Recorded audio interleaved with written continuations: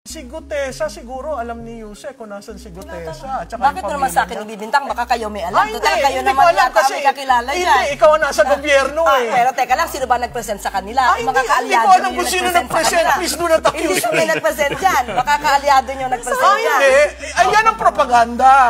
Biro mo ang assertion mo. Ako kasama? Ay, ba't mo hinahanap sa akin? Baka Ay, alam mo. Alam mo, pag ikaw ang estado, never mind. Well, let's I respect this show. I do not want to go to the gutter. So don't start kasi. You're putting something to me. But you are representing government. But still, bakit ko malalaman? Hindi ako nag-present dyan. Oh, bakit mo sa akin ipapaturo You can sa akin always na say malamang it alam in a ko? very nice way without insulting people. You don't have to Excuse start. me. Excuse me. You don't have to start. Ganito po. Let's ask na lang each one. Do we have any information from either end? Any information from either end of where he is? And No, I don't know. There was someone who told me that he is in the custody of government,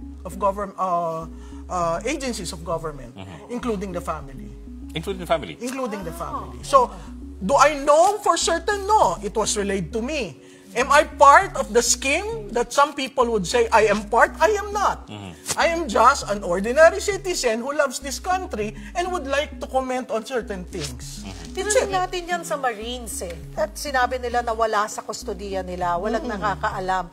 Siguro, ang dapat na natin tanong si Mike Defenso. No, we asked Mike Defenso.